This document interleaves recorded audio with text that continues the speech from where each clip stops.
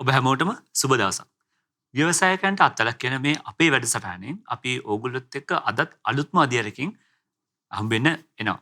දැන් අද අපි මේ කතා කරන්නේ මේ ටිකක් වෙනස් අපේ අදියරයක් ගැන. එහෙම නැත්නම් ටිකක් වෙනස් සබ්ජෙක්ට් එකක් ගැන. අද අපි කතා කරන්නේ මේ ග්‍රාමීය ව්‍යවසායකත්වය ගැන. අපි අද කතා කරන අපේ අදියරෙන් ග්‍රාමීය ව්‍යවසායකත්වය වැඩි දියුණු කරන්න අපිට මොනවද කරන්න පුළුවන් කියලා. ඉතින් මේ කතිකාවත අපිත් එක්ක අද කරන්න අපිත් එක්ක එකතු වෙලා ඉන්නවා ඉස්රෝ සිල්වා ඒ වගේම සුරංග විජේසේන කියන අපේ මහතුරු. දැන් මේ දෙන්නට මේ ග්‍රාමීය ව්‍යවසායකත්වය දියුණු කරන්න සෑහෙන ලොකු අත්දැකීමක් ඒ වගේම සෑහෙන ලොකු විෂය පරාසයක හුඟක් දේවල් මේගොල්ලෝ කරලා තියෙනවා. ඉතින් දැන් මම පොඩ්ඩක් මතක් කරොත් එහෙම අපි ඇයි මේ ව්‍යවසායකයන්ට අත්වලක් කියන අපේ මේ වැඩසටහන කරන්න කියලා ඉවරලා අපි මූලික වශයෙන් ප්‍රධානම චැලෙන්ජස් 4ක් නැත්නම් මූලිකම වශයෙන් ප්‍රධානම අභියෝග 4කට උත්තර හොයන්න තමයි මේ ව්‍යවසායකයන්ට අත්වලක් කියන අපි මේ වැඩසටහන කරන්නේ. දැන් මේ මොනවද මේ අභියෝග 4? අපිට අවශ්‍යයි අපේ ව්‍යවසායකයන්ට ඔවුන්ට අවශ්‍ය ව්‍යවසායකත්ව දැනුම ලබා දෙන්න. ඒ කියන්නේ අපි හිතමුකෝ මොන හරි දෙයක් ඒගොල්ලෝ කරන් යනවා කියලා ඒවට අවශ්‍ය වෙන දැනුම් සම්භාරය ඒගොල්ලන්ට ලබා දෙන්න අපිට අවශ්‍යයි. දෙවෙනි එක තමයි මේගොල්ලොන් අපේ ව්‍යවසායකයන්ට ඒගොල්ලන්ගේ ව්‍යවසායකත්ව විනයයි අවශ්‍ය කියලා අපිට කියලා දෙන්න අවශ්‍යයි. තුන්වෙනි එක තමයි දැනට වඩා තියෙන හොඳ වර්ල්ඩ් විව් එක. එහෙම නැත්නම් දැනට වඩා හොඳ think big attitude එකක් අපි කොහොමද හදන්නේ කියලා අපිට කියලා දෙන්න ඕනේ. හතරවෙනි එක තමයි ව්‍යවසායකයන්ට උන්ට සහාය ලබා ගන්න පුළුවන් ආයතන. ඒ වගේම මේ සහාය ලබා ගන්න පුළුවන් විවිධ ක්‍රමවේද මොනවද කියලා අපි කතා කරන්න බලාපොරොත්තු වෙනවා. ඉතින් අපේ අද වැඩසටහනෙන් අපි මූලික වශයෙන් බලාපොරොත්තු වෙන්නේ ව්‍යවසායකත්ව විනය ඒ වගේම හොඳ වර්ල්ඩ් විව් එකක් කොහොමද ඇති කරගන්නේ කියලා මූලික වශයෙන් කතා කරමු. ඉතින් දැන් මම මුලින්ම යන්නම් අපේ අද අපේ පළවෙනි සම්පත්දායකයා වෙත. අපේ ඉස්රෝ සිල්වා මහත්මයා. දැන් ඉස්රෝ ඇත්තටම ගත්තොත් මේ ග්‍රාමීය ව්‍යවසායකත්වය සම්බන්ධයෙන් ගත්තොත් එහම මගේ ඉතින් අවුරුදු 15ක විතර සෑහෙන ලොකු අත්දැකීමක් තියෙන කෙනෙක්. ඉතින් ඉස්රෝත් එක්ක ඉස්රෝගෙන් මම අහන පළවෙනිම ප්‍රශ්නේ තමයි ඉස්රෝ දැන් මේ ග්‍රාමීය ව්‍යවසායකයෝ ගත්තොත් එහෙම මේගොල්ලෝ ව්‍යවසායකයෝ බවට පත් වෙන්න ඇති විශාලතම අභිප්‍රේරණය මොකක්ද? ඒ කියන්නේ මොටිවේෂන් එක මොකක්ද? ඒක තමයි පළවෙනි ප්‍රශ්නේ. දෙවෙනි එක තමයි මේ ග්‍රාමීය ව්‍යවසායකත්ව ව්‍යාපාර. එහෙම නැත්නම් මේ rural entrepreneurship ventures කියන ඒවා කොයිතරම් තිරසාරද? sustainable ද? පළවෙනි ප්‍රශ්නට උත්තරය තමයි මම දැකපු දේ තමයි freedom and growth කියන එක. Okay. ඒ කියන්නේ නිදහස සහ දියුණු වීමට තියෙන ආසාව. එතකොට නිදහස කියන එකෙන් අදහස් කරන්නේ ඒ කියන්නේ කාටවත් ටයිම් එකකට වෙලාවකට සහ වෙන ඇජෙන්ඩා එකකට සීමා වෙන්නේ නැතුව තමන් කැමති දෙයක් නිර්මාණය කරලා ඒක මිනිසුන්ට දෙන්න තියෙන ආසාව තමයි පළවෙනි දේ. දෙවෙනි දේ තමයි දියුණුව. එතකොට අපි කොයි හරි වැඩක් කරනවා නම් ඒකෙදී අපිට යන්න පුළුවන් එක සීමාවක් තියෙනවා. එතකොට අපි හිතමු මුදල්. මුදල් කියන එක ගත්තාම සීමාවක් තියෙනවා තමන්ට සැලරි එකක් විදිහට හම්බ වෙන. ඒතකොට මම දැකපු ග්‍රාමීය ව්‍යවසායකයන් ගොඩක් කට්ටිය ඒ තමන්ගේ කියන්නේ නිම්වලලු පුළුල් කරමින් ඉස්සරහට යන්න තියෙන උමනාව තමයි මම දෙවෙනි කාරණේ විදිහට දැක්කේ. එතකොට නිදහස සහ දියුණුවට තියෙන කැමැත්ත. එතකොට දෙවෙනි ප්‍රශ්නේදී මට පොඩ්ඩක් ආයි සස්ටේනබල් ඒ කියන්නේ කොයිතරම් සස්ටේනබල්ද? ඕක ලොකු මාතෘකාවක් කාලෝක ගොඩාක් අපි හිතමු කොළඹ ඉඳන් දකින කට්ටිය කියන්නේ මේගොල්ලන්ගේ සස්ටේනබිලිටි එක තිරසාරත්වය තව නංවන්න පුළුවන් කියලා. නමුත් මම ඕකේ අනිත් පැත්තක් දකිනවා. ඒ අනිත් පැත්ත තමයි මොකද අපි කොළඹ ඉඳගෙන ගම දිහා බලන්නේ අපි දකින රාමුවෙන්. මේ විදිහට තමයි දියුණු වෙන්න ඕන කියලා. නමුත් ගොඩක් වෙලාවට කොළඹ ඉඳන් යන උපදේශකයන් හරි එහෙම නැත්නම් වෙන කට්ටිය දකින්නේ කොළඹ දියුණු වෙන්න තියෙන අවශ්‍ය නිර්ණායක වලින් තමයි ගම මනින්නේ. නමුත් මම දැකපු ගොඩක් දෙයක් තමයි ගමේ තියෙනවා ගොඩක් නිර්ණායක අපි නොදකපු ඒගොල්ලන්ගේ තිරසාරත්වයට හේතු වෙච්ච. හොඳම උදාහරණය තමයි මේ කොවිඩ් කාලේ. කොරෝනා කාලේ ආවහම ගොඩාක් ගමේ වැටෙනවා කියලා හිතපු බිස්නස් හොඳින් කරගෙන ගියා. ඒක ගැන මම තව දුරටත් කතා කරන්නම්. හරි. දැන් මේ ඇත්තට මේ ග්‍රාමීය ව්‍යවසායකත්වය ගත්තොත් ඔය දැන් ඉස්සර කියපු අද්දකින් මටත් තියෙනවා. මොකද මමත් මේ කොවිඩ් කාලේදී යම්කිසි උදව් කිරීමක් කරා මේ විශේෂයෙන් බදුල්ල මොනරාගල පැත්තේ ඉන්න ග්‍රාමීය ව්‍යාපාරවලට. කොළඹ තියෙන ව්‍යාපාරවලට සෑහෙන හොඳ සස්ටේනබිලිටි එකක් ඒගොල්ලෝගේ තියෙනවා ඇත්තටම. අනිත් තව එකක් ඒ කියන්නේ ඒගොල්ලොත් එක්ක කතා කරනකොට ඒගොල්ලෝ මුලින්ම කියන දේ තමයි මේ මට නෙවෙයි මාත් එක්ක වැඩ කරන මිනිස්සුන්ව පරිස්සම් කරගන්න ඕනේ මම. ඊට පස්සේ ඒගොල්ලන්ට ඒක තමයි තිබ්බ ලොකුම ගැටලුව කොහොමද අපි මෙයාලව මේ බලාගන්නේ. ඊට පස්සේ කොහොමද ඒගොල්ලන්ට අඩුවන්නේ කැම ටිකක්වත් යවන්නේ මේ තියෙන කර්ෆියු ඒ අතරතුර කතන්දරවලදී. එහෙනම් මම ඇත්තටම මේ ඔබ කියපු කතාවට සෑහෙන එකඟයි. ඊට පස්සේ මම දෙවෙනි ප්‍රශ්නට යන්නේ අපේ සුරංග ගාවට. සුරංගයෙන් මම දැන් මෙහෙම ඇහුවොත් එම දැන් සුරංග ඔබේ අත්දැකීම් ගත්තොත් ඔබ දැන් මගේ හිතේ අවුරුදු 11ක විතර සෑහෙන කාලෙකින් ඉඳන් ඔබ වැඩ කරනවා මේ ග්‍රාමීය ව්‍යවසායකයෝ එක්ක. ඊට පස්සේ ඒගොල්ලොත් එක්ක විශාල ව්‍යාපෘති ප්‍රමාණයක් ඔබ කරලා තියෙනවා. ඊට පස්සේ මේ ඔබ අවුරුදු ගාණක් කරලා තියෙන මේ ව්‍යාපෘති ඒ වගේම කාර්යයන් එක්ක ඔබ සෑහෙන ලොකු විශාල අපසරයකට වැඩ කරලා තියෙනවා. ඉතින් දැන් මම ඔබෙන් අහන්නේ අපේ මේ ග්‍රාමීය ව්‍යවසායකයෝ තාක්ෂණික ක්‍රමවේද භාවිතය කියන්නේ ටෙක්නොලොජි පාවිච්චි කරන්නේ කොහොමද? ඊට පස්සේ growth mindset එහෙම නැත්නම් මේ වර්ධන මානසිකත්වය. ඊට පස්සේ මේ ව්‍යවසායකත්ව විනය එහෙම නැත්නම් මේ entrepreneurial discipline වගේ දේවල් සලකලා බලද්දී ඔවුන් ඔබ පටන් ගත්ත කාලෙත් එක්ක දැන් සසඳලා බලනකොට ඔවුන්ගේ ව්‍යාපාරවල මොන විදිය වර්ධනයක්ද වෙලා තියෙන්නේ? ඇත්තටම ආලෝක මට කියන්න තියෙන්නේ එතනදී ලොකු වෙනසක් දකිනවා. ඒ කියන්නේ ධනාත්මක පැත්තට වෙනස් වීමක් තියෙනවා. විශේෂයෙන්ම අපි ගත්තොත් එහෙම දැන් ටෙක්නොලොජි එක තාක්ෂණය වෙනස් වීම ඒකට අනුගත වීම අත්‍යවශ්‍ය කාරණයක් වෙලා තියෙනවා. අපි හේතු විදිහට ගත්තොත් එහෙම පළවෙනි දේ තමයි මාකට් එකට ඒ කියන්නේ වෙළඳපොළට එයාලට ඒ කියන්නේ වෙළඳපොළට මුණ දෙන්න ඕනේ එයාලා. අලුත් තාක්ෂණයත් එක්ක නිෂ්පාදන පැත්තෙන්. අපි දැන් තාක්ෂණය ගත්තොත් එහෙම නිෂ්පාදන පැත්ත එකයි ඊළඟට අනිත් පැත්තෙන් එයාලගේ මාකටිං. මේ දෙකටම ඒ වෙනස් වීම සිද්ධ වෙන්න ඕනක් බැලුවොත්. එහෙනම් දැන් උදාහරණයක් විදිහට කොවිඩ් කාලය ඇතුළතදී ඩිජිටල් මාකටිං ඔන්ලයින් මාකටිං ගොඩාක් ජනප්‍රිය වුණා. ඒක අත්‍යවශ්‍ය දෙයක් වුණා ඇත්තටම බැලුවොත් එහෙම. එතකොට මෙතනදී ලොකු වෙනසක් දකිනවා. ශීඝ්‍ර වෙනසක් පහුගිය කාලය ඇතුළතදී. හැබැයි මේ වෙනස ඉස්සලාම අපේ ග්‍රැබ් කරගන්න. ඒ කියන්නේ ඒක අල්ලගන්න පුළුවන් උනේ ඒ සංවාදයේ. ඒ කියන්නේ මේ අවශ්‍යතාවය දිගටම දැන්ලා. ඒ කියන්නේ අවුරුදු ගානක් තිස්සේ මේ අවශ්‍යතාවය දිගට දැන්ලා තිබ්බා. එක සැරේම ඒකට වුණ පරිසරය හැදුනා. ඒ පරිසරයත් එක්ක හැබැයි ගොඩක් අය දේ ලබා ගත්තා. ඒ කියන්නේ ඒකට අනුගත වුණා. ඔව්. ගොඩක් තව යන්න ගමනක් තියෙනවා ඇත්තටම. හරිද? ඊළඟට මාකට් එකේ ඒත් එක්කම දැන් අපි බැලුවොත් එහෙම ක්ලයිමේට් චේන්ජ් වගේ ඒ කියන්නේ කාලගුණ විපර්යාස වගේ තියෙනකොට ඒවට මුහුණ දෙන අනිවාර්යෙන් තාක්ෂණය පිට පතන්න ඕන වෙනවා. මොකද අපි ග්‍රාම්‍ය ආර්ථිකයේ ගොඩාක්ම බේස් වෙලා තියෙන කෘෂිකර්මයන්ත් එක්ක. එතනදී ඒක අත්‍යවශ්‍ය සාධකයක්. ඒත් එක්කම කම්පිටිෂන් එක. ඒ කියන්නේ තරංකාරීත්වයට මුහුණ දෙන්න අනිවාර්යෙන් ඒක සමහරලාට කොස්ට් ඔෆ් ප්‍රොඩක්ෂන් එක කියන්නේ නිෂ්පාදන පිරවැය අඩු කරගන්න අලුත් තාක්ෂණය ගන්න ඕන. ඒ වගේ ගොඩක් දේවල් තියෙනවා. ඉතින් මේකේ සාධනීය වෙනසක් අපිට බලා ගන්න පුළුවන්. දෙවෙනි කාරණය තුන්වෙනි කාරණයම එකට ගන්න. ඒ කියන්නේ growth mindset එකයි discipline කියන එක. ඇත්තට මේ දෙක ගත්තොත් එහෙම growth mindset එක කියන එක ඇත්තටම එයාලා ඉසුරත් කියපු විදිහට අපිට ප්‍රේරණය තියෙනවා. අනිවාර්යෙන් කට්ටිය එකට ලෑස්ති. ඒ කියන්නේ එයාලට තමගේ ව්‍යාපාරය වැඩි දියුණු කරගන්න උවමනයි. හැබැයි ඒකදී යනකොට අපි ඔය ඩිසිප්ලින් කියන එක පොඩ්ඩක් කතා කරන්න ඕන මාතෘකාවක් වෙලා තියෙනවා. අපි බැලුවොත් එහෙම මෙයා අපි ව්‍යවසායක ගත්තොත් එයාලා ගෝල් සෙට් කරනවා. හැබැයි ගෝල් සෙට් කරනකොට ඒ කියන්නේ එයාලගේ අන්තිමට යන කොතනද යන්නේ කියන එක සෙට් කරනකොට ඒක රියලිස්ටික් වෙන්න ඕන. අනිවාර්යයෙන්. ඒ රියලිස්ටික් වුණාම ඒකත් එක්ක එයාලගේ ප්ලෑන් එක හදා ගන්න ඕන. ඒ ප්ලෑන් එක එක්සිකියුට් කරන. ඒ කියන්නේ ප්ලෑන් එක කරගෙන යනකොට එතනදී තමයි ගොඩක් වෙලාවට මේ කැඩෙන්නේ මෙයාලගේ අතින් ඩිසිප්ලින් එක. අනිවාර්යෙන් ඒ ප්ලෑන් එක හොඳට මොනිටර් කරන්න ඕන. එයාලගේ තියෙන අපි කියු සෝට් එකක් විදිහට ඒ කියන්නේ ශක්තියින් දුර්වලතා අවස්ථා මේ හැම දෙයක්ම බලලා මේක හැම වෙලාවෙම රිවිව් කරන්න ඕනේ. ඒ කියන්නේ හැම වෙලාවෙම ඒ ගැන පසු විපරම් කරන්න ඕනේ. ඒකත් එක්ක වෙනසක් කරන්න ඕන නම් ඒ වෙනස සිද්ධ කරන්න ඕන. හරි. දැන් ඇත්තටම මෙතන අපි මෙතන සෑහෙන වැදගත් දෙයක් කතා වුණේ. ඒ කියන්නේ විශේෂයෙන්ම මේ විනය සම්බන්ධයෙන් තියෙන දේවල් ගැන තමයි අපිටත් ඇත්තටම ටිකක් බරපතල ප්‍රශ්නයක් තියෙන විශේෂයෙන් මේ ග්‍රාමීය ව්‍යවසායකයෝ ගැන යද්දි. මොකද හුඟක් වෙලාවට තියෙන දෙයක් තමයි පටන් ගන්නකොට සෑහෙන හොඳ විනයක් තියෙනවා. නමුත් දිගටම කරන් යද්දී යම් වෙලාවට ওই විනය සම්බන්ධයෙන් යම් ගැටලු මතුවෙනවා. විශේෂයෙන්ම ව්‍යවසායකත්ව විනය සම්බන්ධයෙන්.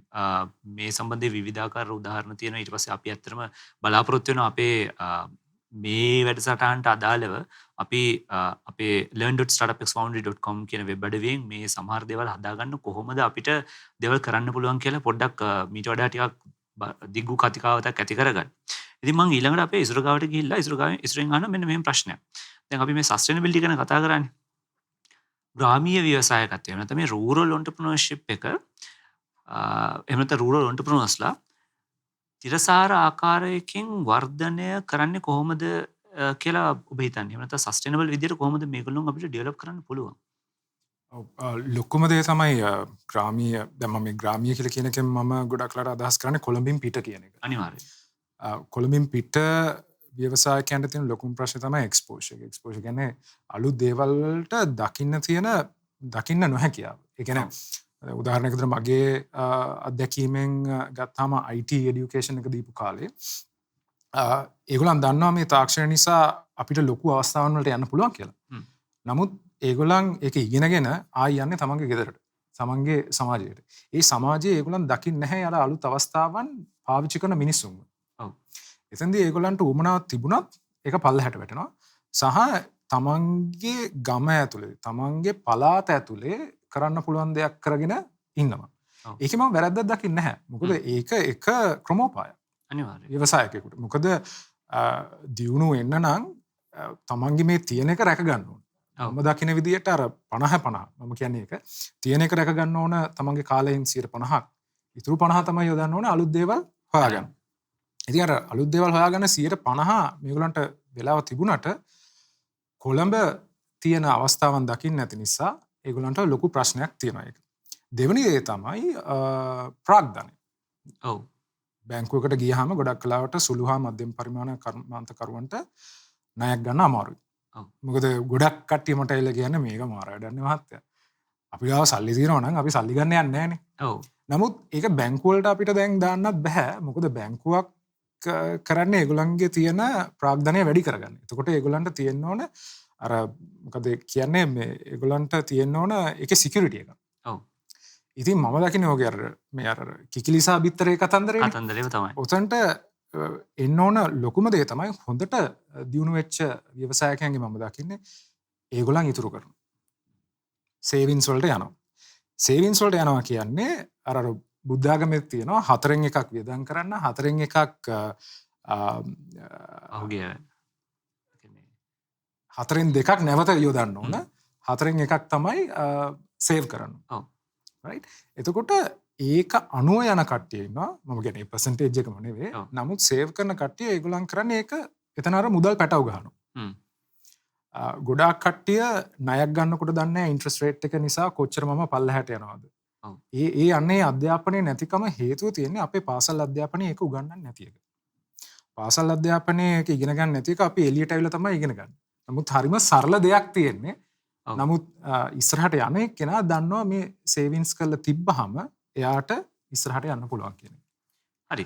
දැන් මෙන්න මේ විනය සම්බන්ධයෙන් අතරම අපි හුඟක් දේවල් කතා කරන්න ඉස්සරහට බලාපොරොත්තු වෙනවා. ඉතින් මම ඊළඟ ප්‍රශ්නට යන්නේ අපේ සුරංග ගාවට. සුරංග දැන් මට මෙහෙම කියන්න ග්‍රාමීය ව්‍යවසායකත් එක්ක ඔබ කරලා තියෙන වැඩත් එක්ක ඔබ සාමාන්‍යයෙන් ලබලා තියෙන අත්දැකීම් මොනවද? මේ අත්දැකීම් වලට මම ආයසරයක් යනවා අපේ අර මම කලින් කියපු දේවල් වලට මේ කියන්නේ කොහොමද විනය ඊට පස්සේ කොහොමද මේගොල්ලෝගේ තාක්ෂණය සම්බන්ධයෙන් දැනුම ඊට පස්සේ කොහොමද ඒත් එකම ඒ කියන්නේ අර වර්ල්ඩ් විව් එක කොහොමද මේ හා සම්බන්ධයෙන් ඒ වගේම ඒත් එකම සම්බන්ධ වෙනත් අදාළ දේවල් වලින් ඔබ කරපු කටයුතු වලින් ඔබ ලබාගත් අත්දැකීම් මොන වගේද? ඔව් ආලෝක මෙතනදී පොඩි අමාරුවක දැම්මා වගේ ඇත්තටම කියනවනම් මොකද මේ අහපු ප්‍රශ්නේ ගොඩාක් ලොකු පරාසයක උත්තර ගොඩාක් මට දෙන්න පුළුවන්. කමන්නේ මම උත්තර දෙන්න ඕනේ. හරි මම මේ පහුගිය අවුරුදු ගාන වැඩ කරලා ගත්තේ එකේ ඒ අත්දැකීමේ මං එසෙන්ස් එක සාරය මං මෙතනදී පැහැදිලි කරන්නම්. ඇත්තටම මේ ග්‍රාමීය ආර්ථිකය නගා සිටවන්න එක ඔන්ටර්ප්‍රීනර්ෂිප් හරහා වැඩි දියුණු කරන එක තමයි මම හිතන්නේ ලංකාව වගේ රටකට ආර්ථික සංවර්ධන ඒ කියන ඉලක්ක වලට යන්න පුළුවන් හොඳම මාර්ගය. ඔව්. එතනදී මම අඳුනගත්ත ශේෂ්ත්‍ර විදිහට අපි ගත්තොත් එහෙම මේ ව්‍යවසායකයෝ මැද ඉන්නවා. ඒ ව්‍යවසායකයන්ට වටේ ඉන්නවා එයාලගේ ඉමීඩියට් එන්වයරන්මන්ට් එක. එහෙම නැත්නම් අපි කිව්වොත් බිස්නස් ඩෙවලොප්මන්ට් සර්විසස් කියන දේ. එයාලගේ ඊළඟට එන එයාලගේ සප්ලයර්ස්ලා, එයාලගේ බයර්ස්ලා, එයාලගේ කස්ටමර්ස්ලා මේ ඔක්කොම. ඊට පස්සේ එතනිනුත් අවුට් එන්වයරන්මන්ට් එකක් තියෙනවා. එතනින් එහා පැත්තට අපි ගත්තොත් එහෙම එතන පොලිසිස් වගේ දේවල්. කියන්නේ ප්‍රතිපත්තීන් මේ අනිත් ක්ලයිමට් චේන්ජස් මේ වගේ දේවල් සස්ටේනබිලිටි එහෙම කතා කරන්න පුළුවන් මෙතනදී. ඔව්. ඉතින් මේ පරාසය අනිවාර්ය ඒ තල තුනකට ඒ කියන්නේ මැද තලයේ ඊළඟට ඉන්ටර්මීඩියට් එන්වයරන්මන්ට් එක අවුට් එන්වයරන්මන්ට් තුනේම හොඳ සමායෝජනයක් තියෙන්න ඕන. හැබැයි අත්දැකීමෙන් දැන් දැක්ක දේ තමයි මේ සමායෝජනයේ සමහර වල ගොඩාක් හොඳට වෙලා තියෙනවා. සිදුවීමෙන් පවතිනවා. ඔව්. ඉතින් අත වශයෙන් කිව්වොත් අන්තිමට මේ කියන්නේ නිගමනයක් විදිහට කියන්න පුළුවන් මේ තත්ත්වය වැඩි දියුණු වෙනවා පොසිටිව් පැත්තට. ඔව්. ඒක ඇත්තටම ගොඩක් හොඳ දෙයක්. සුරංග දැන් ඔයා කතා කරපු දේවල් වලින් මම තේරුම් ගත්ත දේ තමයි මේ ඇත්තට මේ සමායෝජනය කොහොමද වැදගත් වෙන්නේ කියලා. ඊට අමතරව මේ ස්ටේක් හෝල්ඩර්ස්ලා කොයි විදිහටද වැදගත් වෙන්නේ. ඊට පස්සේ මේ ස්තර තුනක් අතරේ කොහොමද මේගොල්ලෝ වැඩ කරන විදිහ හැම දෙයකටම බලපාන්නේ කියලා ඉවරලා. දැන් මෙතෙන්දී මම දැන් ඊළඟට අපේ ඉස්සරහට යන්නේ පොඩ්ඩක් විතර වෙනස් ප්‍රශ්නයක් අරගෙන. දැන් සාමාන්‍යයෙන් අපි ආර්ථික නිර්ණායක එහෙම නැත්නම් මේ ඉකොනොමික් මෙට්‍රික්ස් හැටියට ගත්තොත් අපි බලන දෙයක් තමයි ආර්ථික සංවර්ධනයක් ඇති වෙන්න ඕන නාගරීකරණය වැඩි වෙන්න ඕන කියලා පොඩි කන්සෙප්ට් එකක් තියෙනවා. මේ ඇත්තටම ගත්තොත් මේක ඇක්සෙප්ටඩ් රියැලිටි එක. විශේෂයෙන් චීනය වගේ රටක් ගත්තොත් එම ජෙන්සෙන් ඊට පස්සේ ඔය වගේ හුඟක් ටවුන් ආශ්‍රිතව ඇතිවෙච්ච නාගරීකරණය හරහා ඔවුන්ගේ ආර්ථික වේගය සෑහෙන ඉදිරියට ගිහිල්ලා තියෙනවා. දැන් මේ වගේ තත්ත්වයක් යටතේ ග්‍රාමීය ව්‍යවසායකත්වය කොයි විදිහටද ගැලපෙන්නේ කියලා ඔබ හිතන්නේ කොහොමද? නෑ ඉතින් ඒක ඉතින් සාමාන්‍ය සත්‍යයක් නේද. දැන් උදාහරණයකට මීට අවුරුදු 10කට 15කට ඉස්සෙල්ලා දිස්ත්‍රික්කවල තිබිච්ච දියුණුව එක්ක දැන් බැලුවහම ඒන පාරවල හැදිලා ඒන සේවාවන් බැංකු එතකොට රක්ෂණ සමාගම් ඒව ගමට යන්න වෙන්නේ ඒ දිස්ත්‍රික්ක ඒ ගම් ආශ්‍රිතව තියෙන දියුණුව වැඩි වෙනවා. අපි කැමති වුණත් අකමැති වුණත් කැපිටලිසම් කියන එක ඇතුළතදී අපිට කරන්න වෙන්නේ ඒ තියෙන සම්පත් උපරිම ආකාරයෙන් ප්‍රයෝජනට ගැනීම. එතකොට අනිත් පැත්තෙන් තියෙන ප්‍රශ්නේ තමයි අපි මේ සම්පත් උපරිම ආකාරයෙන් ප්‍රයෝජනට ගන්නවද කියන එක. අර මම මුලින් කියපු 50% කියන එක. මුල් 50% තියාගෙන තමන් දැනට හදාගත්තු දේ ආරක්ෂා කර ගැනීම. එතෙන්දී තමයි අපිට උවමනා වෙන්නේ රක්ෂණය, ඉන්ෂුරන්ස් කියන එක. දැන් ගොඩාක් මම දැකපු ග්‍රාමීය ව්‍යවසායකයන් නොදන්න සහ ඒකට අකමැතිතාවයක් දක්වනවා රක්ෂණයක් ගන්න. මම නම් කියන්නේ ලයිෆ් ඉන්ෂුරන්ස්, හෙල්ත් ඉන්ෂුරන්ස් සහ තමන්ගේ කම්පැනියට ඉන්ෂුරන්ස්. ගොඩක් කලාවට තමන්ගේ ප්‍රොපර්ටිස් තියෙනවා නම් ඒවා ඉන්ෂුර් කරලා තියෙනවා. ওই තුන දැන් එන්න වැඩි වෙගෙන එනවා. නමුත් මම නම් දකින්නේ ඒක වැඩි වෙන්න ඒගොල්ලන්ගේ අර තිරසාරත්වය වැඩි වෙනවා. මොකද නැත්තම් අර සුරංග කිව්වා වගේ ගම් වතුරක් ආවහම ඒක ඉවරයි. එහෙම නැත්තම් කොවිඩ් එක නිසා ආවහම ඒක ඉවරයි. එහෙම නොවි ඉන්න ඒගොල්ලන්ට හැකියාව තියෙනවා. සහ අනිත් එක තමයි රිසිලියන්ස් කියන එක. ඒ කියන්නේ කොච්චර දරාගෙන කාගෙන ඉන්න පුළුවන්ද කියන එක ගමේ මම දැක්කා කොළඹට වඩා. මොකද කොළඹ බිස්නස් ගොඩක් කලාවට මුලින්ම කරේ මේ ලොකු බිස්නස් IT සෙක්ටර් එකේ තියෙන බිස්නස් පවා මුලින්ම කරේ කොවිඩ් ආවහම සේවකයන්ගේ පඩි අයින් කරපු එක තමයි කරේ. මම ගොඩක් කලාවට දැක්ක ගමේ එහෙම කරේ නැහැ. එමුනේ නැහැ. ගොඩක් තැන්වල එහෙම වුණේ නැහැ. මම එකෙන් කියන්නේ නැහැ ගමේ බිස්නස් කඩන් වැටුනේ නැහැ කියලා. නමුත් සාපේක්ෂව මිනිස්සුන්ගේ අර තිබිච්ච අර මනුස්සකම කියන එක මම ගොඩක් කලාවට ගමේදී දැක්කා. ඉතින් ඒක නිසා මම කියන්නේ අර අපි කොළඹදී දකින්න තිරසාරත්වයයි ගමේදී තිරසාරත්වයයි පොඩි දෙකොටසක් තියෙනවා. ඔකට මට මගේ යාළුවෙක් කිව්වා ලස්සන කතාවක් අපේ රට ගම හොඳින් තියෙන්නත් ගම ඉස්සරහට දියුණු නොවෙන්නත් එක හේතුවක් තියෙනවා කියලා. ඒ හේතුව තමයි ABCD. ඇහුවා ABCD කියනවා. අල බතල කොස් දෙල්. මොකද ගමේ ඉන්නකොට ලොකුට රස්සාවක් නොකරත් අපිට පුළුවන් ෂේප් එකේ ඉන්න. හැබැයි ඒකේ අනිත් පැත්ත තමයි ඒ ආරක්ෂාව තිබුණොත් ඒක නිසා මිනිස්සු තමන්ගේ රිස්ක් එක ගන්නෙ නැහැ. ඒ දෙකම තියෙනවා ඉතින්. එක පැත්තක ප්‍රෝ එකක් අනිත් පැත්තේ කොන් එකක්. නමුත් මම දකින විදිහට ඒ තියෙන සුරක්ෂිතභාවය පාවිච්චි කළා අපිට පුළුවන් ග්‍රාමීය සංවර්ධනය ඇති කරන්න. ඒක කරන්න ඉතින් අර පුළුවන් තරම් ප්‍රාග්ධනය වැඩිපුර යන්න ඕන. ඒ ඔව්. ප්‍රාග්ධනය වැඩි කරගන්න බිස්නස් එක පෙන්වන්න ඕන මට මගේ තියෙනවා කියන්නේ වැදගත්කමක් තියෙනවා කියලා බැංකුවලට පෙන්වන්න ඕන. මොකද අනිවාර්යයෙන්. එහෙම වෙලා තිබුණා නම් මේ වෙලාවේ බැංකු ණය ඉතාමත්ම අඩුයි. හරි. දැන් මේ මෙතන ඇත්තටම ඉස්සරහ තියෙන සෑහෙන වැදගත් දෙයක් කියවුනේ මොකද අපි හුඟක් වෙලාවට ඔය ABCD අලබතල කොස් දෙල් ඔය අතරින් වෙන්නේ හුඟක් වෙලාවට අපි එතන එතන තමයි අපි අන්තිමට වැටෙන්නේ. ඒ කියන්නේ එතනින් තමයි අර යන්න පුළුවන් අන්තිම තැන එතනනේ. හැබැයි හරිනම් අපි වෙන්න ඕනේ එතනින් තමයි අපි පටන් ගන්න ඕනේ. එතනින් තමයි අපි ඉස්සරහට යන්න ඕනේ. දැන් මගේ මේකට මේ අලබතල කොස් දෙල් එක්ක මගේ ඊළඟ ප්‍රශ්නේ ප්‍රවේශයක් ගන්නවා සුරංගට. දැන් සුරංග මේ ග්‍රාමීය ව්‍යවසායකයන්ට මේ සම්පත් සඳහා ප්‍රවේශය සීමා වෙලා තියෙනවද? ඒ කියන්නේ මේ රිසෝසස් වලට තියෙන ඇක්සස් එක සීමා වෙලා තියෙනවද? එහෙම සීමා වෙලා තියෙනවා නම් ඔවුන් ඒක ජය ගන්නේ කොහොමද? ඔව් ඇත්තටම ආලෝක අපි ඔය සීමා වෙලා තියෙනවා කියන එක අපි බැලුවොත් එම් සාපේක්ෂ දෙයක්. හ්ම්. කියන්නේ හිමුත් අපිට කියන්නේ නේ නාගරීකරණය වෙලා තියෙන ප්‍රදේශයත් එක්කයි ග්‍රාමීය ආර්ථිකයත් එක්කයි වෙනසක් තියෙනවද කියන එක. මම හිතන්නේ ඔබ අදහස් කරන්නේ නැති ඒක. ඇත්තටම පැහැදිලිවම තියෙනවා. විශේෂයෙන් බැලුවොත් අර එක්ස්පෝෂර් කියන එකනේ. ඔව්. ඒක ගොඩක් වෙලාවට සීමාකාරී සාධක. මොකද එක්ස්පෝෂර් එකත් එක්ක තමයි ගොඩක් වෙලාවට මොටිවේෂන් එහෙම එන්නේ. මොකද අලුත් දේවල් දැනගන්න එක අලුත් කටියත් එක්ක සම්බන්ධ වෙන එක මේකත් එක්ක ලොකු වෙනසක් වෙන්න පුළුවන්. මොකද අපේ චින්තනය ඒ කියන්නේ හිතන එක ඇටිටියුඩ් එකේ වෙනසක් සිද්ධ වෙන්න පුළුවන්. මෙන්න මේ ඒ ගැප් එක තියෙනවා. ඊළඟට අපි ටෙක්නොලොජි එක ගත්තොත් අනිවාර්යෙන් ඒ ගැප් එක තියෙනවා. ඊට පස්සේ බිස්නස් ඩෙවලොප්මන්ට් සර්විසස් වලට ඇක්සස් කියන එක. මාකට් වලට ඇක්සස්. ඉන්ෆ්‍රාස්ට්‍රක්චර් මේ හැම එකේම ගැප් එකක් තියෙනවා.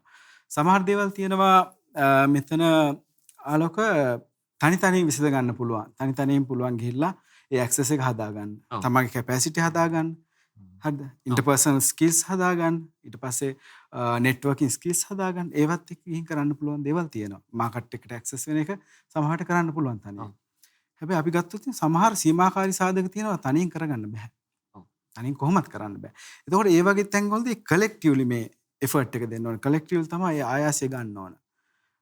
එතකොට හොඳම දේ තමයි අපිට ප්ලැට්ෆෝම් හදා ගන්න පුළුවන් නම් ව්‍යවසායකින්ට.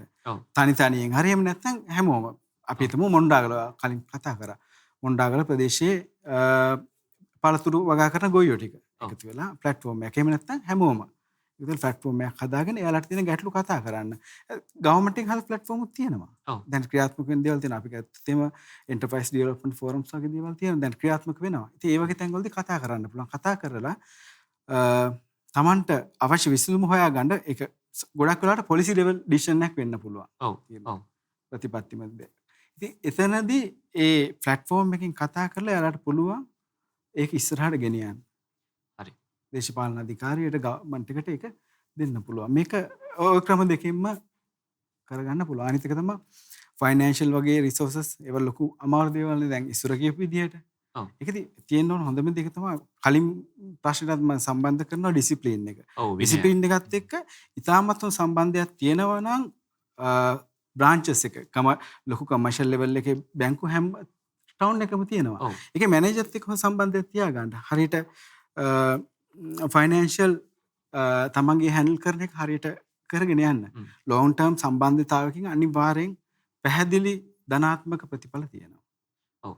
දැන් ඇත්තටම මේ දැන් සුරංග කිව්ව කතාව වැදගත්. ඇත්තටම විශේෂයෙන් මේ ඩිසිප්ලින් එක සම්බන්ධයෙන් ඔය මේ මූල්‍ය විනය සම්බන්ධයෙන් සෑහෙන ලොකු බරපතල ප්‍රශ්න තියෙනවා.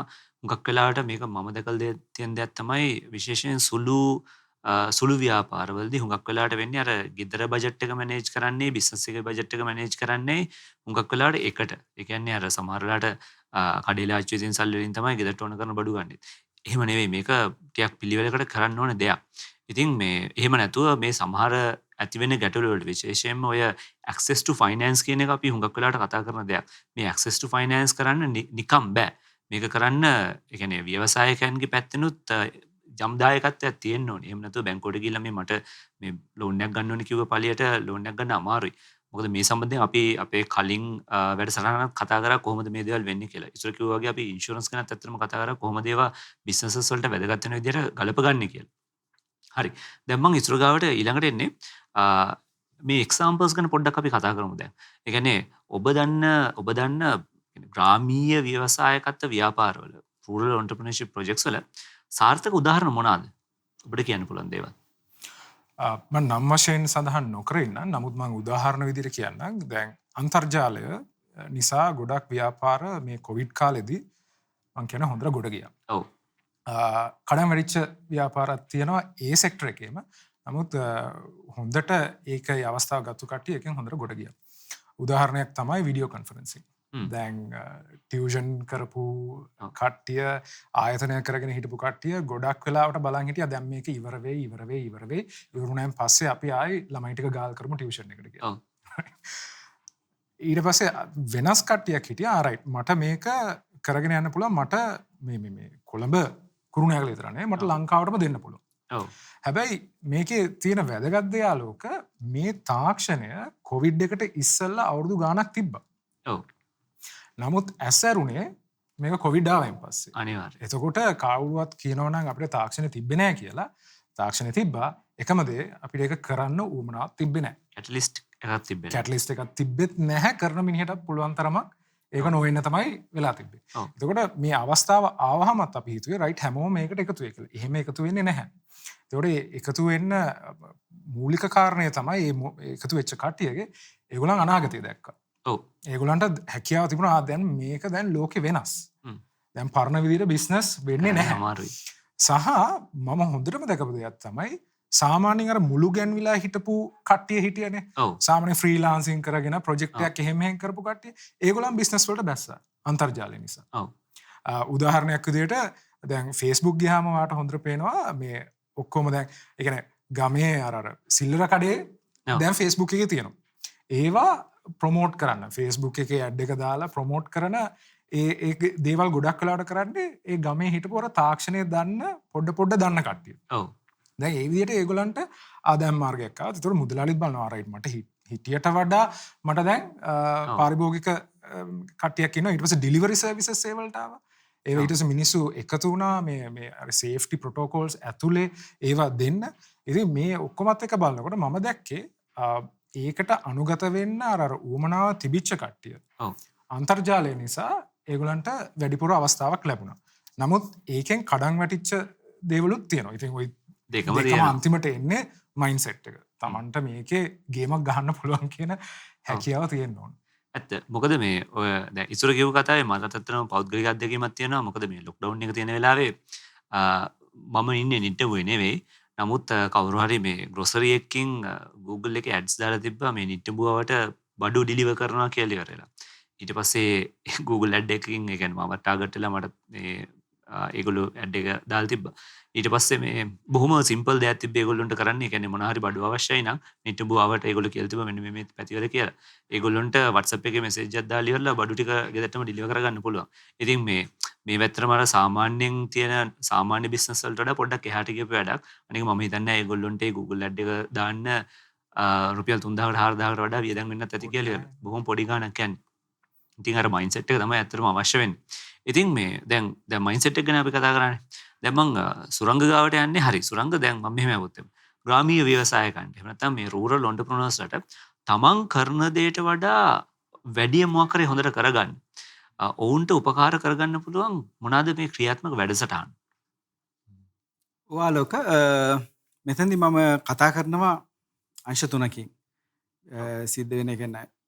ප්‍රයෝජනවත් විදිහට කොහොමද වෙනස් වෙලා තියෙන්නේ? ක්‍රියාත්මක වැඩසටහන මොනවාද කියන එක.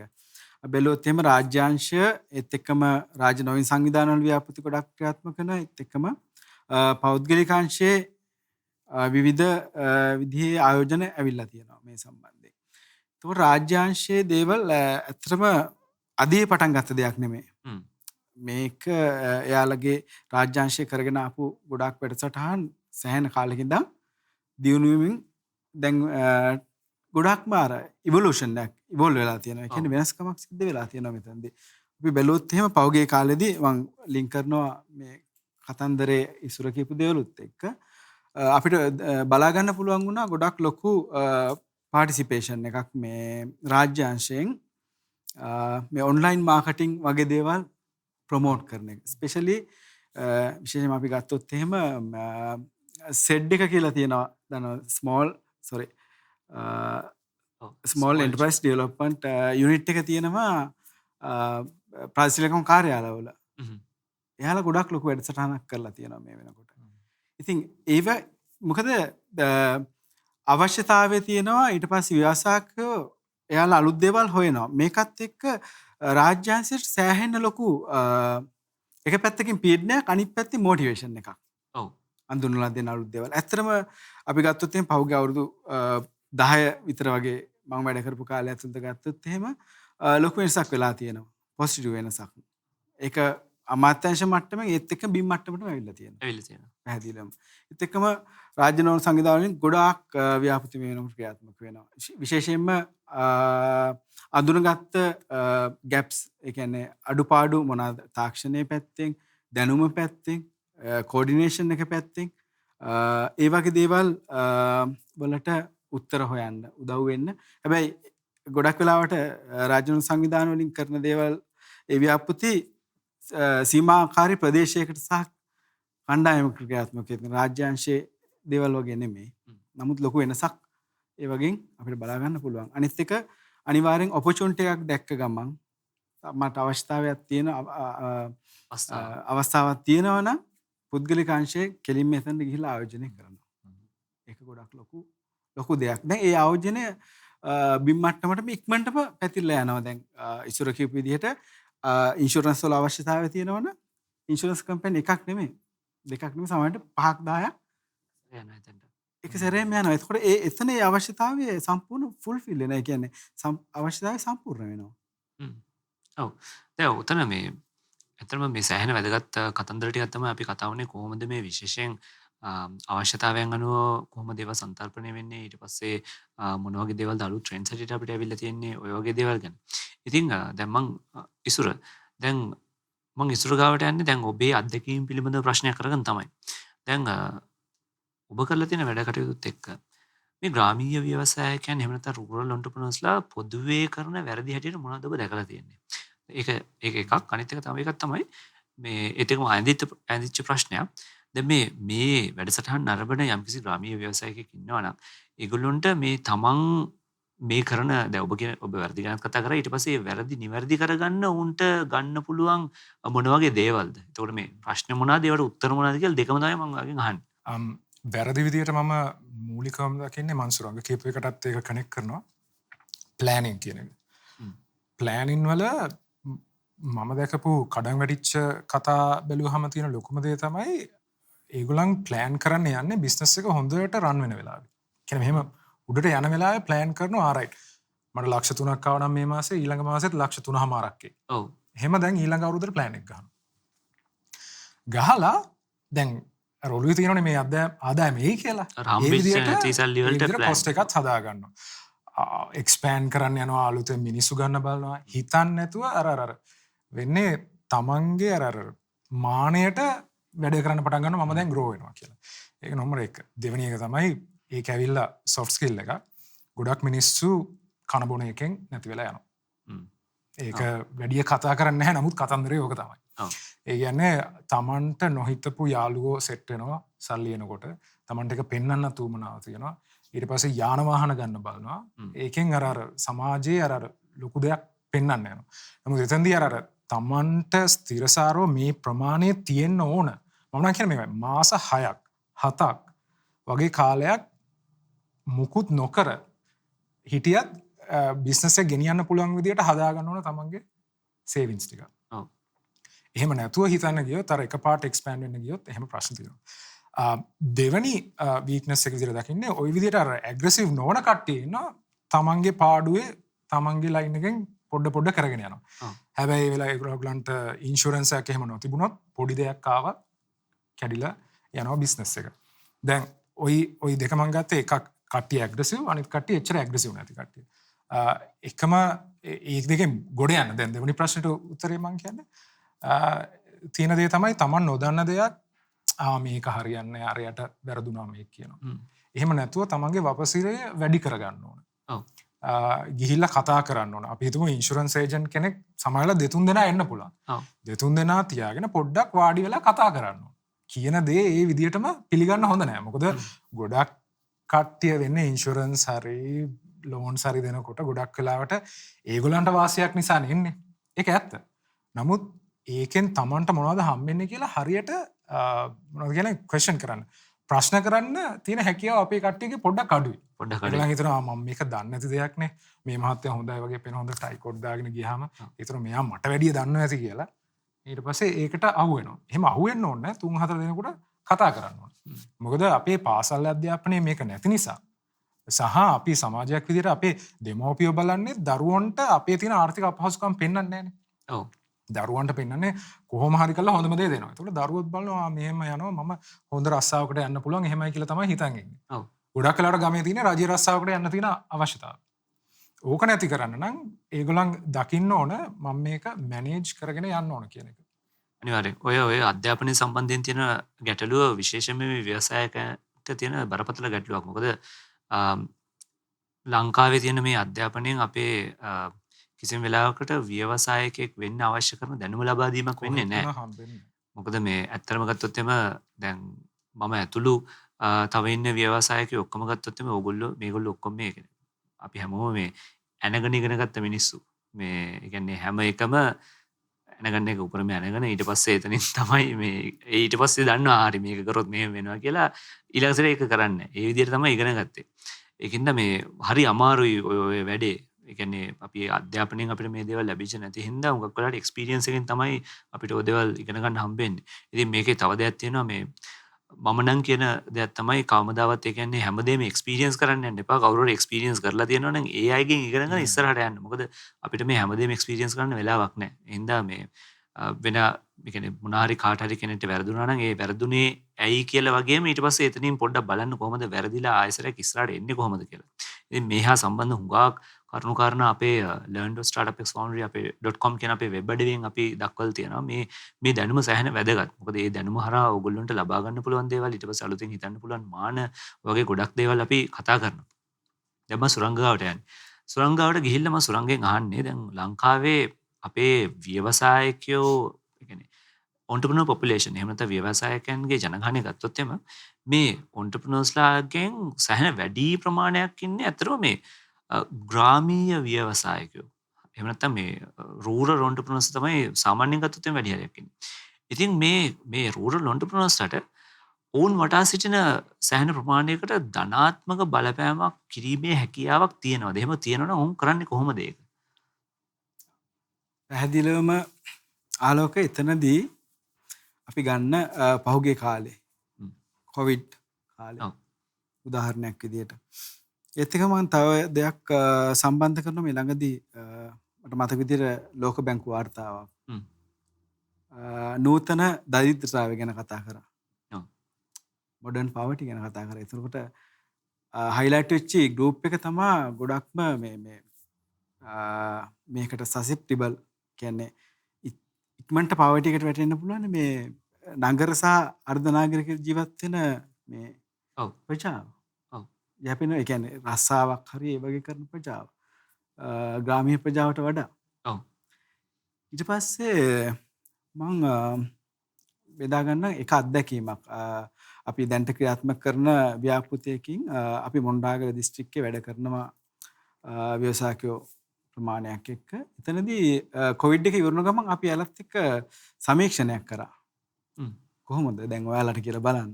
එතකොට එතනදී අපි අනිවාර්ය සාධකයක් විදිහට බැලුවේ යාලගේ එම්ප්ලොයිමන්ට් එක මේ කොහොමද යාලගේ සේවකයෝ ගැන කියන එක. ඇත්තටම බොහොම අඩු ගානකට තමයි ඒ කට්ටිය රස්සාව නැති වෙලා තියෙන්නේ. සමහර කට්ටිය වැඩ නැතුව අඩු පඩියක් හරි දීලා ඒ කට්ටිය තියාගෙන ඉඳලා තියෙනවා. ඉතින් අපි මෙතනදී මම ගන්නේ ආලෝක මේ rural entrepreneurship කියන එක. ග්‍රාමීය ව්‍යවසායකයෝ කියන එක බිස්නස් එකක් විදිහට නෙමෙයි. සමාජ ආර්ථික ක්‍රමයක් මෙතන තියෙන social economic system එකක් ඇත්තටම. ඉතින් එතනදී මේ සමාජයේ ග්‍රාමීය ආර්ථිකය ඇතුලේ ප්‍රධානම දේ තමයි මේ දැන් හැම ආර්ථිකයෙම සල්ලි නේද? මෙයාලා තමයි මේ සල්ලි හදන්නේ නේ. ඔව්. සල්ලි ගේන්නේ ආර්ථිකයට ව්‍යවසාය. එතකොට එයාලගේ සේවකයෝ එයාලගේ පවුල්වල මේ යැපෙන්න කොච්චර දෙනෙක් ඉන්නවද මේක ඇතුළේදී. එතකොට ඒ බලපෑම බලන්න ඒ බලපෑම අපි බැලුවොත් එම ආර්ථික බලපෑමක් විතරක් නෙමෙයි. ළමින්ගේ අධ්‍යාපනයනේ එයාලගේ බිස්නස් එක යනොත් එහෙම එයාලත් එක්ක වැඩ කරන කට්ටියගේ පවුල් සම්පූර්ණ එයාලගේ මේ ආදායම් නැති වෙනවා ඒත් එක්කම එන ප්‍රශ්න අපිට හිතා ගන්න බෑ. සෞඛ්‍ය ගැටලු, ආර්ථික ගැටලු, දරුවන්ගේ අධ්‍යාපන ගැටලු, එතනින් එහා පැත්තට ගියාම ගොඩාක් සමාජ ගැටලු.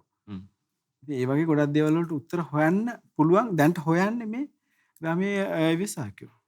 පැහැදිලිවම මම කලින් කිව්වා ලංකාවේ ආර්ථික දියුණු කරගන්න පුළුවන් හොඳම ක්‍රමයක් මෙයාලා. ඒ කියන්නේ ලොකු බලපෑමක් තියෙනවා හැමෝටම මේ ග්‍රාමීය ව්‍යවසායකයෝ.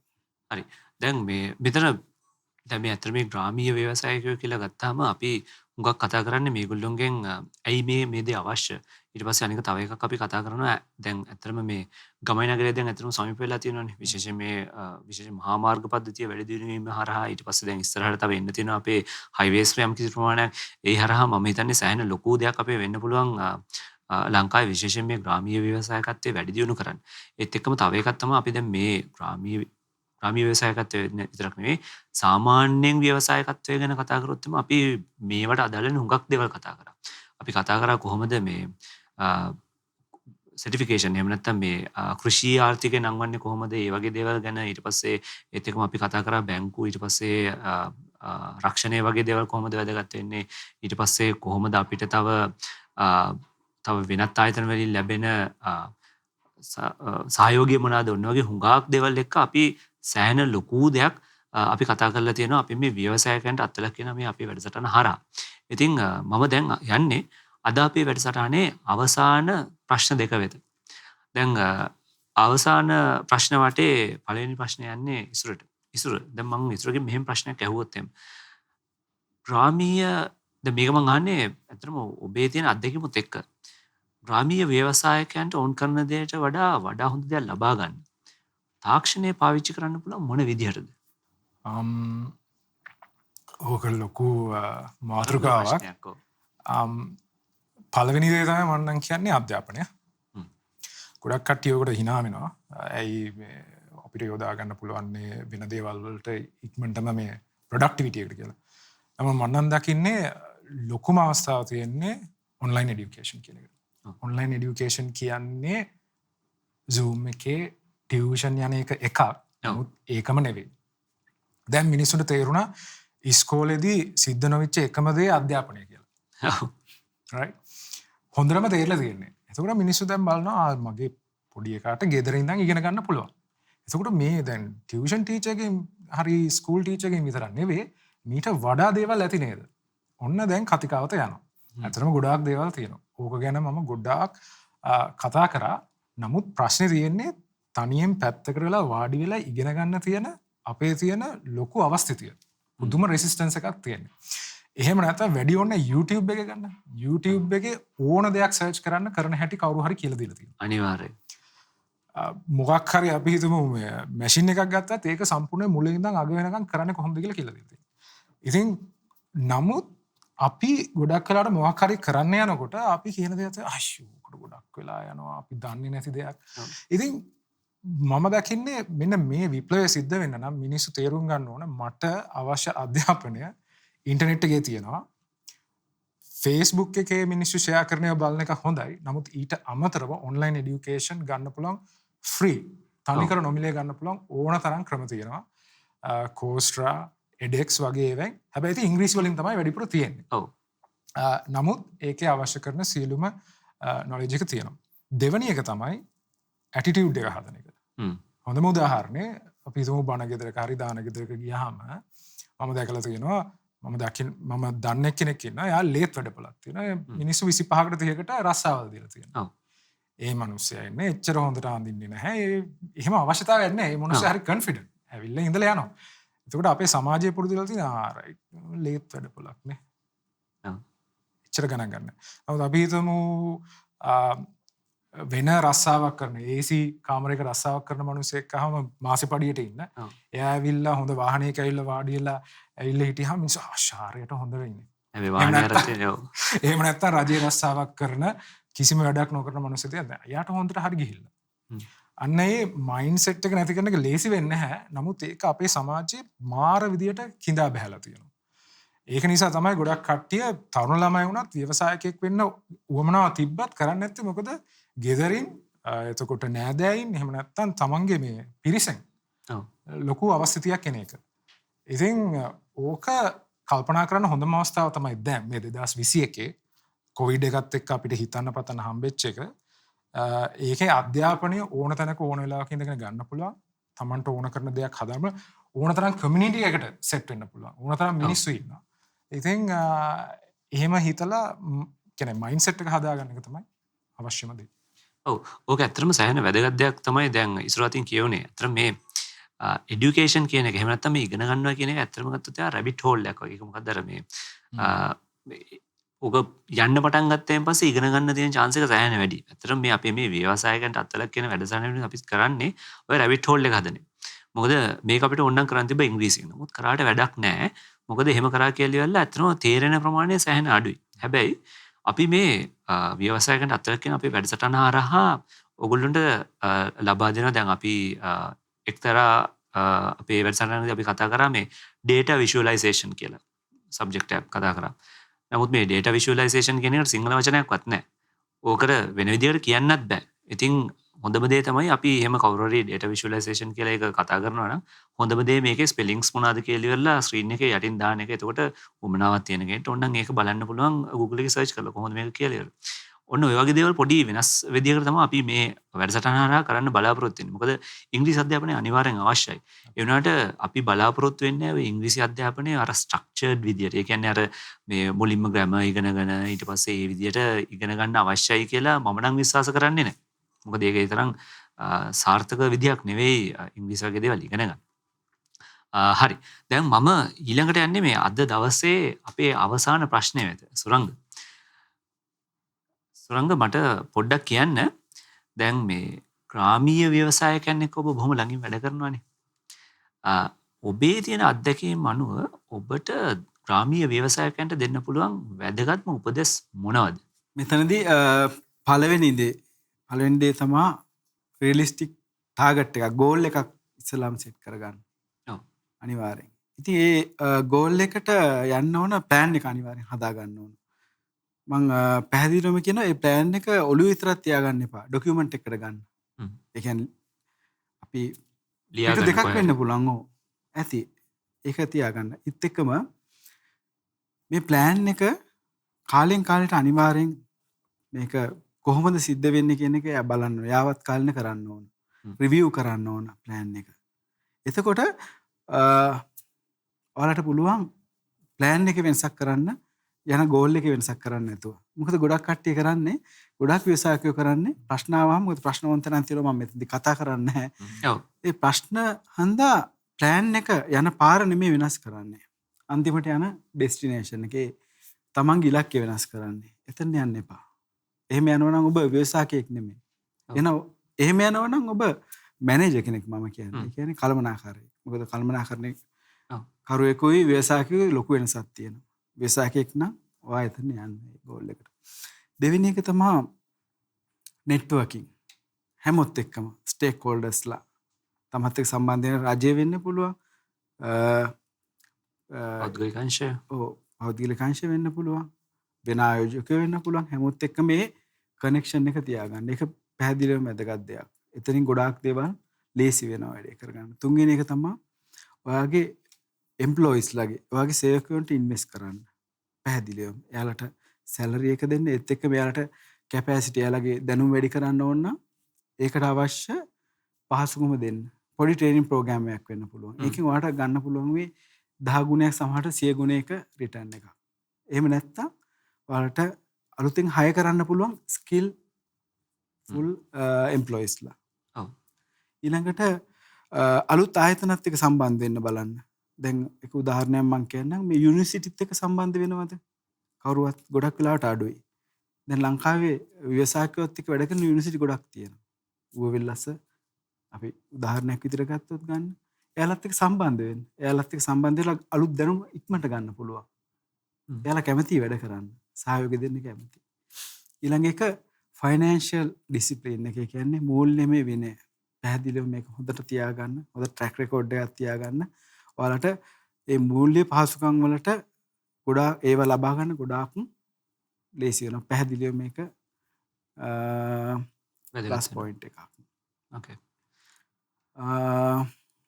ඊට පස්සේ ඇත්තටම අපිට සීමාකාරී සාධක ගොඩක් තියෙන හන්දා පුළුවන් තරම් ප්ලැට්ෆෝම්ස් එක්ක සම්බන්ධ වෙලා ඉන්න, කතා කරන්න. ඒ කියන්නේ Tamanට විසඳ ගන්න බැරි දෙයක් තිබ්බොත් එතනින් එළියට ගිහිල්ලා කතා කරන්න පුළුවන්. ඒ කියන්නේ අපි තනියෙන් හඩක් නගනකොට සමහරවිට ඒක මහින්නේ නෑ. ඇහෙන්නේ නෑ. ඒ හන්දා අනිත් එක තමයි වෙනස් වෙන්න කැමති වෙන්න ඕන. පැහැදිලිවම. ඔව්. ඊළඟ එක තව එකක්. ඔව්. සම්බන්ධ වෙන්න එළියේ තියෙන සිටුේෂන් එක හැම වෙලාවෙම ඇනලයිස් කරන්න. තමන්ගේ ප්ලෑන් එක මොකක්ද වෙනසක් වෙන්නේ කියලා එකෙන් ඒක පාවිච්චි කරන්න. ඒ දැනුම. සුරංග බොහොම ස්තුතියි. දැන් මේ ඇත්තටම සුරංග කියපු මොන වගේ උපදෙස් දෙන්න ඕනේ කියන එකෙන් ඇත්තටම සෑහෙන ලොකු දෙයක් එතනින් කියුණා කොහොමද දේවල් වෙන්න ඕනේ කියලා ඉවරලා. ඇත්තටම දැන් ඔය මම එක පොඩි දෙයක් කියන්නම් ඔය බිස්නස් ප්ලෑන් සම්බන්ධයෙන්. ඉස්සර නම් බිස්නස් ප්ලෑන් එකක් කිව්වම හුඟක් වෙලාවට කට්ටිය හිතන්නේ මේක මේ පිටු 10ක 15ක විතර සෑහෙන ලොකු ඩොකියුමන්ට් එකක් වෙන්න ඕනේ කියලා ඉවරලා. නමුත් ඔය වගේ ලොකු බිස්නස් ප්ලෑන් ලියන එකේ ප්‍රශ්නේ කියන්නේ ඕක ලියපු ගාම ඕකේ වැලිඩිටි එක නැති වෙනවා. මොකද මේ දැන් තියෙන තත්ත්වයට එක්ක ඔය බිස්නස් එන්වයරන්මන්ට් එකේ සිදුවෙන වෙනස්කම් එක්ක බිස්නස් ප්ලෑන් එකක් ලියපු ගමන් මේක අවුට්ඩේට් වෙලා ඉවරයි. එන්නේ හුඟක් වෙලාවට අපි කියන්නේ දැන් මේ වෙනකොට විශේෂයෙන් අපේ ආයතනය හරහා අපි කියන්නේ බිස්නස් ප්ලෑන් එකක් හදනට වඩා බිස්නස් මොඩල් කැන්වස් එකක් හදන්න කියලා. මොකද මේ බිස්නස් මොඩල් කැන්වස් එකක් ගත්තොත් මේක කොටස් 9ක් තියෙනවා. ඊට පස්සේ කොටස් 9 අපිට ඕන විදිහට වෙනස් කරන්න පුළුවන්. දැන් අපි ස්ටාර්ට්අප් එක්ස් ෆවුන්ඩරි අපේ ආයතනය පටන් ගන්නකොට අපි කරා මට මතක හිටියට බිස්නස් මොඩල් කැන්වසස් අපි 14ක් 15ක් විතර කරා. ඒ හැම එකකින්ම අපි අලුත් දෙයක් ඉගෙන ගත්තා කොයි වගේ දේවල්ද කොහොමද වෙනස් වෙන්න ඕනේ කියලා. ඊට පස්සේ වැලියු ප්‍රොපොසිෂන් කැන්වස් වගේ ගොඩක් දේවල් තියෙනවා. මේ ඇත්තටම සෑහෙන වැදගත් ටූල්ස් අපිට බිස්නස් එකක් කරනකොට කරන්න පුළුවන්. මේක ග්‍රාමීය ව්‍යවසායකෙක්ද එහෙම නැත්නම් මේ මොකක්ද නගරේ ඉන්න ව්‍යවසායකෙක්ද එහෙම නැත්නම් කොයි විදිහේ ව්‍යවසායකෙක්ද කියන එක නෙවෙයි වැදගත්. මේ ටූල්ස් කොයි විදිහට පාවිච්චි කරන්න පුළුවන් කියන එක තමයි වැදගත්. හරි. ඉතින් දැන් අද අපි මේ කතා කරේ අපි අද ව්‍යවසායකයන්ට අත්වැළක්වන අපේ වැඩසටහෙන් අද අපි කතා කරේ ග්‍රාමීය ව්‍යවසායකත්වය වැඩි දියුණු කරන්න අපිට මොනවද කරන්න පුළුවන් කියලා. ඉතින් අද අපිත් එක්ක මේ කතිකාවතට එකතු වෙච්ච අපේ සම්පත්දායකයෝ දෙන්න තමයි ඉස්රු සිල්වා මහත්මයාත් ඒ වගේම සුරංග විජේසේන මහත්මයා. ඉතින් මම මුලින්ම ස්තුතිවන්ත වෙනවා මේ දෙන්නට අද ඇවිල්ලා මේ සෑහෙන වැදගත් කරුණු කාරණා ප්‍රමාණයක් අපිත් එක්ක බෙදා හදාගත්තා. ඉතින් මේ බෙදා හදාගත්ත කරුණු සියල්ල අපේ learn.startupxfoundry.com කියන වෙබ් අඩවියේ මේගොල්ලෝ කියපු දේවල් වලට අදාළ තවත් කාරණා රැසක් ඒ වගේම වෙබ්සයිට්ස් ඒ වගේම YouTube වීඩියෝස් ඒ වගේම වෙන අදාළ වීඩියෝස් හැම දෙයක්ම අපි එතන දක්වලා තියෙනවා. මම මතක් කරනවා නම් ආයෙසරක් මේ හැම දෙයක්ම ඔබට නොමිලේ ලබා දෙන දේවල්. ඉතින් මේ දේවල් පාවිච්චි කරන්න බය වෙන්න එපා. දැනුම හොයාගෙන යන්න බය වෙන්නත් එපා. කිසිම ගැටලුවක් කරගන්න එපා. මොකද මේ දේවල් අනිවාර්යෙන් ඉගෙන ගත යුතුයි. ඉතින් මම ආයත් ස්තුතිවන්ත වෙනවා අපේ සම්පත්දායකයෝ දෙන්නට. ඉතින් මේත් එක්ක අපිත් එක්ක රැඳී හිටපු ඔබ හැමෝටම මම ස්තුතිවන්ත වෙනවා. ඉතින් මේ වගේම තවත් ව්‍යවසායකයන්ට අත්වලක් කියන අපේ වැඩසටහනෙන් අපි ඔබ හමුවට එන්න බලාපොරොත්තු වෙනවා. ඉතින් ඔබ හැමෝටම සුබ දවසක්.